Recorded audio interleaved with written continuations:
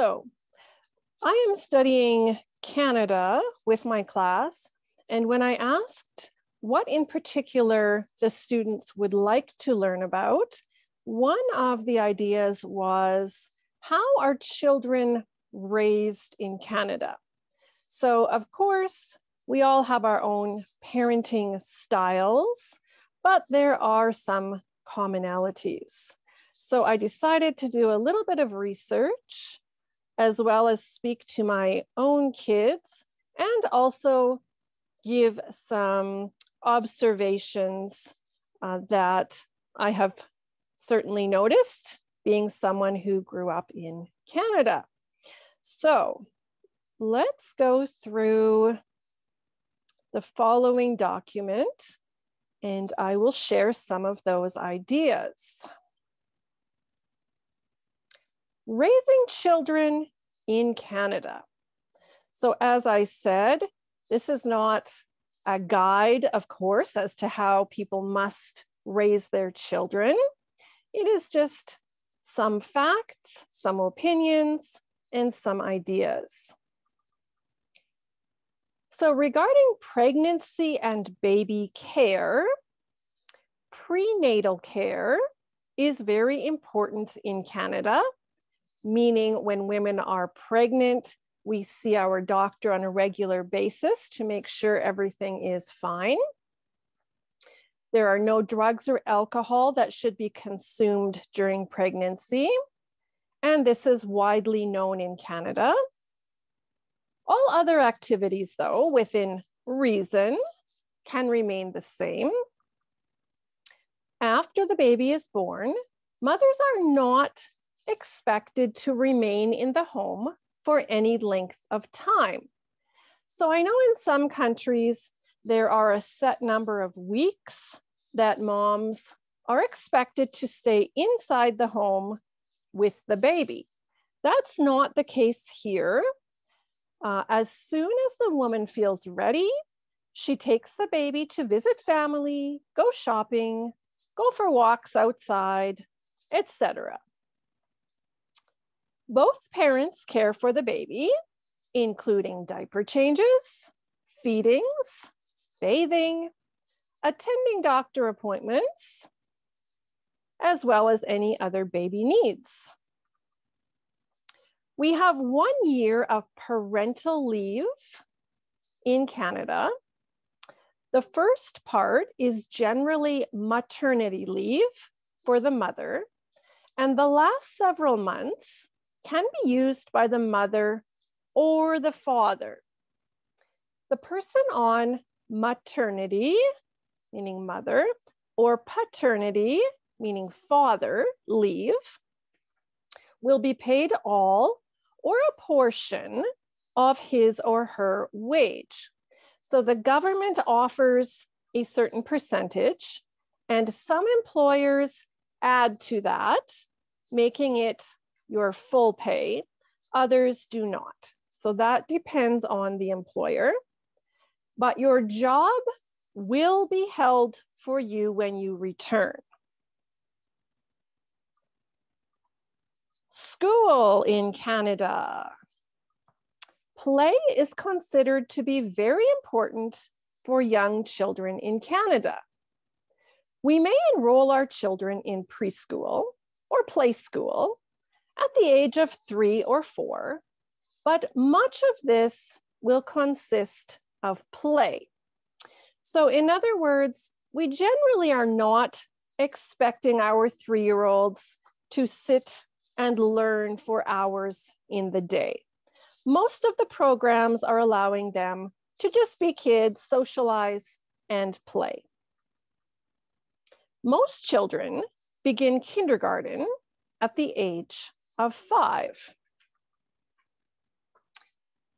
Parents can choose between public schools, private schools, separate schools, which is the Catholic system, or homeschooling. Private schools cost money, but the others do not in Saskatchewan. We have very few private schools, but there are a few. Generally, all of our schools, public, private, separate, all offer a good quality of education. Most students graduate from grade 12 at about the age of 17 or 18. Education is very important here, and children are required, they must attend school until they are at least 16 years old. So school is important. However, most parents don't expect their children to do many hours of homework each day. Playing with friends, taking part in team sports, reading, or just relaxing are also important parts of childhood in Canada. Okay, so we don't expect our children to come home from school and sit for several more hours doing schoolwork. We often encourage them to go outside and play, have fun with a friend, join a team sport, and things like this. Okay, values regarding children in Canada. You may have noticed that we encourage individuality in Canada. We encourage our children to be themselves, be unique, and figure out who they really are. We expect our children to listen to instructions and follow rules, but to think for themselves and develop their own opinions, style, interests. So in other words, we want our children to listen to us and to be respectful, but we want to teach children how to think, not what to think. Okay, so we work on critical thinking skills, teaching them it's okay to have different opinions rather than just putting information into their head all the time. Okay, social life regarding children. It's very common for children in Canada to spend time at friends' homes or have friends come to their homes. It is also common for good friends to sometimes have sleepovers on weekends. We consider this a normal part of childhood here.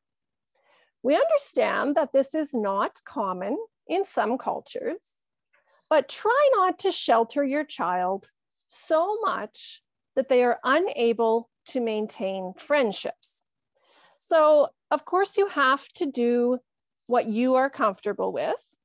I've heard from many parents that in their home countries, they would never think of allowing their child to sleep at a friend's home.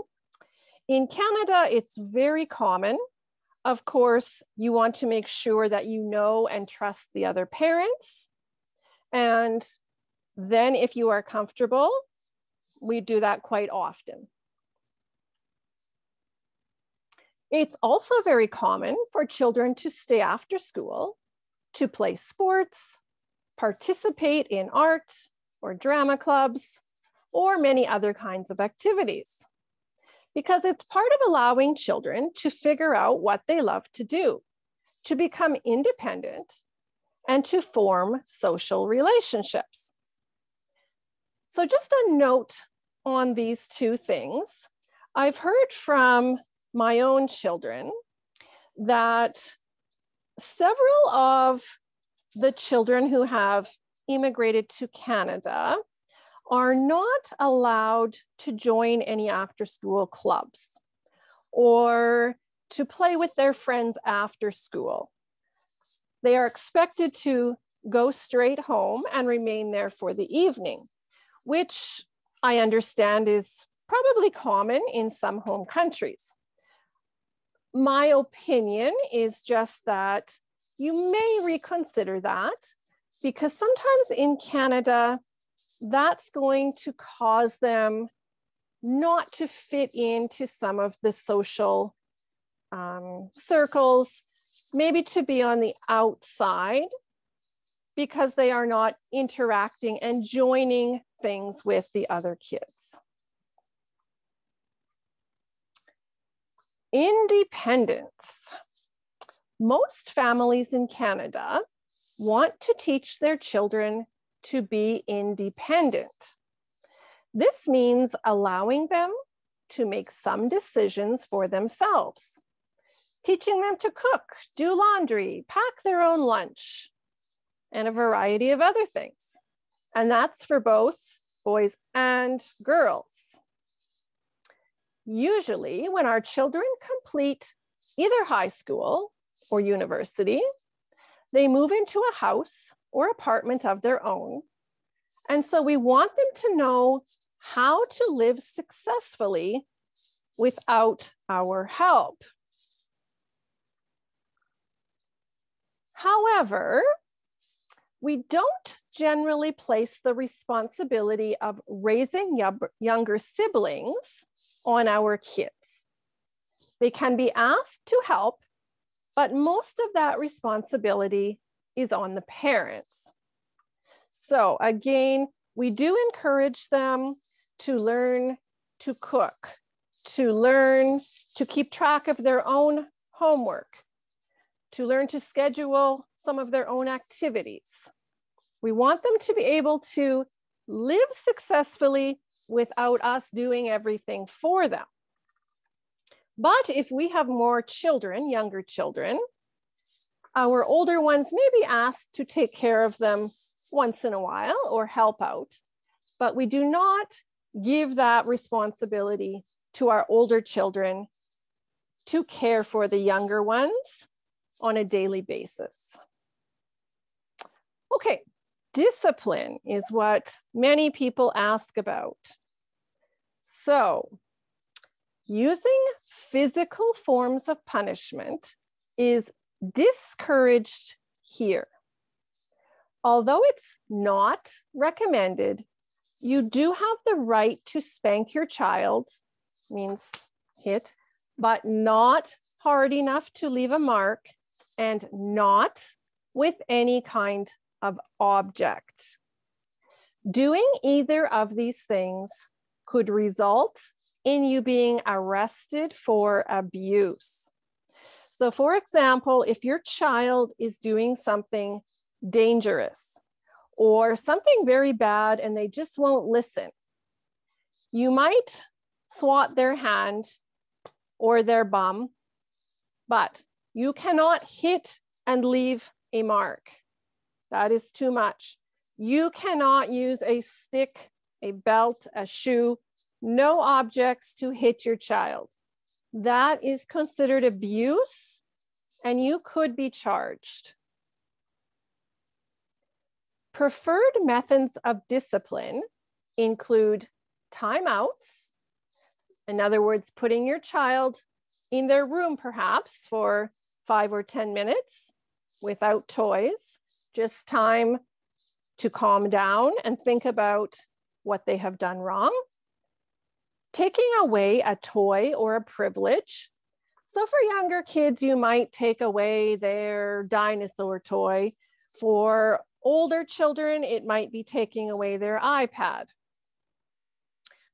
Talking to the child about what happened, or making the child repair the damage that he or she did. So for example, if your child stole some candy from the store, have them repair that. Take them back to the store with you, give the candy back to the store owner and say they are sorry. Okay, if you are absolutely unable to control your child's behavior, you can try talking to your doctor, perhaps try counseling, have the child assessed. Maybe there is some kind of problem that you're unaware of. Make a plan with your child's teacher. Do not call the police if your child won't listen to you, unless there is violence involved or the child runs away. Okay, so parents have asked, my 10-year-old won't listen. I tell her something, she yells no. Can I phone the police? No. The police are busy. The police are trying to stop the criminals. They don't have time to deal with parenting your children. However, if you have an older child who gets violent or has a weapon, at that time you may call the police. Or if you have a child who runs away, you don't know where they are, you are concerned about their safety, in that case, you can call the police.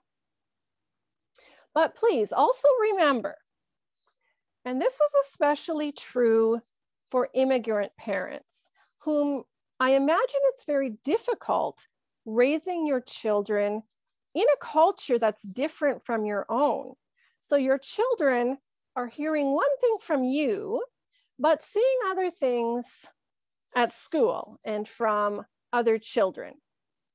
So just remember that children here are encouraged to form their own opinions.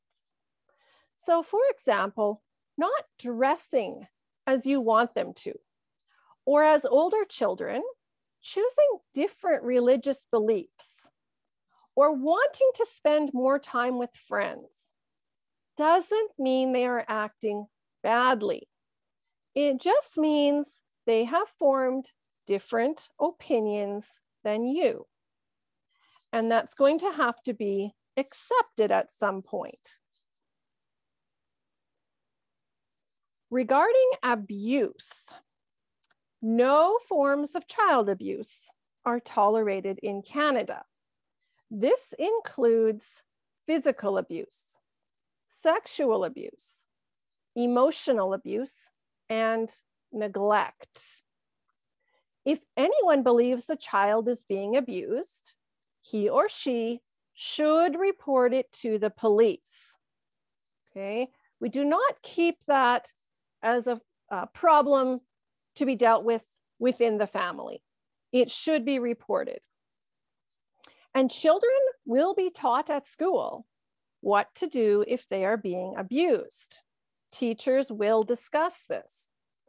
They will be taught that it is not okay and that they should talk to a trusted adult if it ever happens to them.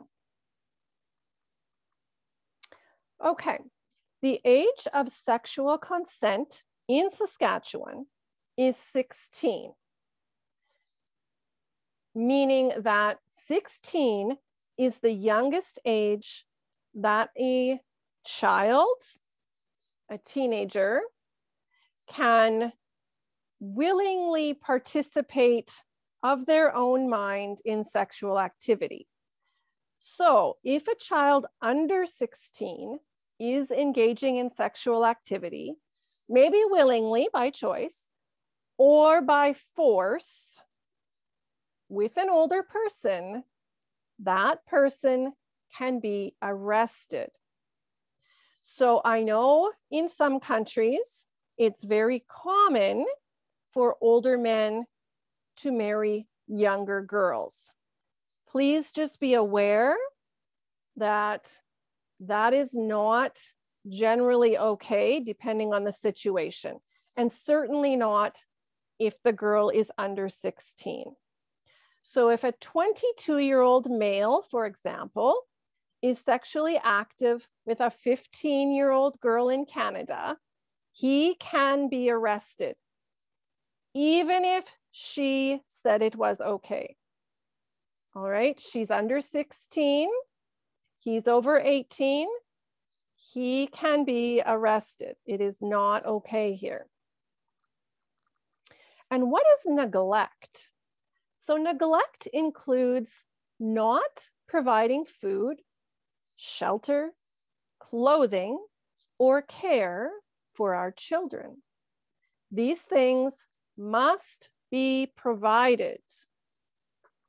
There is not a specific age when a child can be left home alone, but we use the age 12 as a general guideline, okay? So in Saskatchewan, it depends on the maturity of the child, the number of children in the home, and the length of time you are leaving them alone. So generally, if you have a average 12-year-old child, they can be left home for short periods of time alone or maybe with one sibling. If it becomes unreasonable, the police are going to intervene.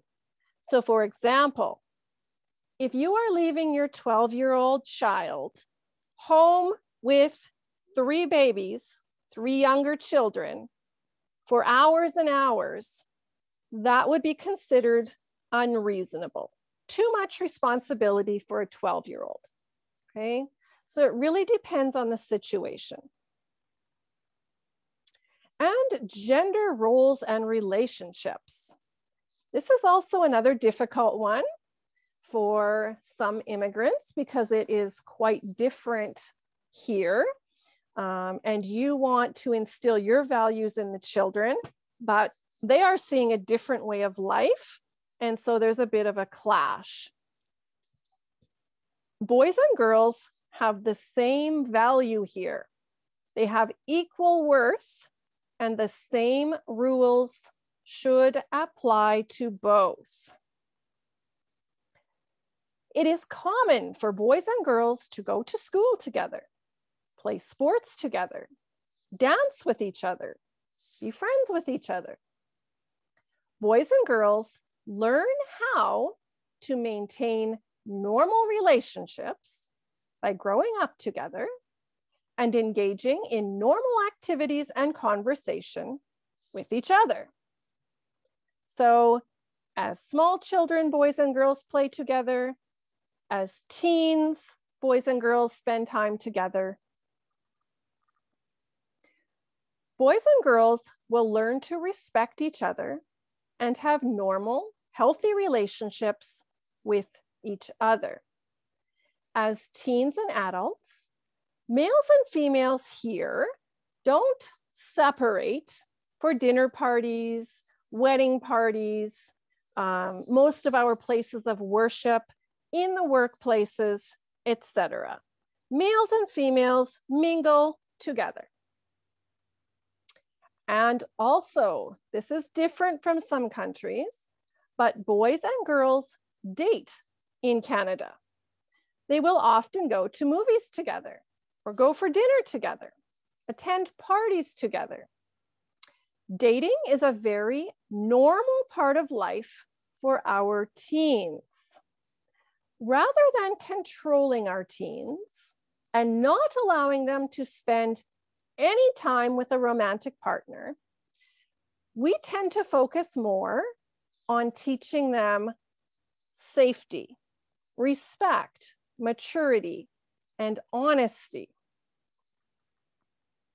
So in other words, we don't stop people from dating as teens. Instead, we try to teach them how to treat each other with respect, how to be honest with their parents about the relationship.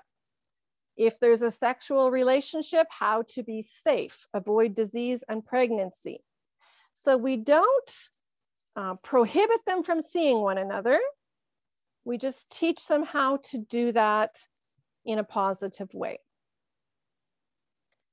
Because Canadians typically don't agree with arranged marriage, dating is the way we find a partner that makes us happy and has similar goals, values, and beliefs. So as you have probably noticed, people who have grown up in Canada do not generally agree with arranged marriage. Our parents do not suggest a partner to us, okay? We find our own. And the way to find the best person for us, who shares our goals and our beliefs, is to date or to go out and spend time with often a variety of people over several years.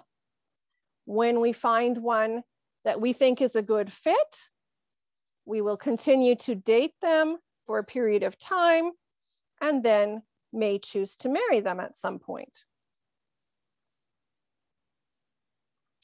All right, so to summarize a few of the main points, play is important for children. So I would advise that you do not force your 3 and 4-year-olds to learn to read or to sit and study. Okay, children learn a lot from play. And even if you enroll them in a preschool, they are still going to be given the opportunity to play a lot. It's part of natural development. Social relationships are an important part of childhood. So again, you may need to just try and reflect on that and maybe allow your children to join more teams, take part in more activities, spend more time with friends. Because I know that might not be normal in your culture, but also we don't want them to be on the outside of those social circles. We value independence and individuality in Canada, okay? So we don't want our children to all be exactly the same. We want them to be respectful, but to develop their own ideas, learn how to form their own opinions, their own clothing style if they choose. No forms of abuse are tolerated or legal here. Education is very important, but so are other things like sports, art, music, and just generally time to relax. Boys and girls are equal. They have the same value here. Males and females grow up doing activities together, and we interact with each other on a daily basis. Again, I know that is different than what some of you are used to. However, in the workplace, for example, male bosses are going to be in rooms with female employees alone for meetings, for things like this. And that has to become acceptable or normal if you want to work in certain job fields, okay? So that also goes for things like handshaking. I know is not permitted in some cultures, but again, you may need to reflect on that as it's an important part of formalities in our workplaces, okay? So it's not a bad thing to allow your children to grow up interacting with the other gender in a normal, positive manner. It's normal for teens to want to try new things, spend time with friends, and date. I don't suggest you allow them to use drugs, to do dangerous things, to stay out all night. I'm just simply saying they may like to try new activities, to spend more time with friends, to go out to dinner without you being with them all the time, and to date people. It's important to model good behavior and to share your values with your children, but expect that they will develop their own opinions and values as well. Okay. So I hope that gave you some information about raising children in Canada, and thank you for watching.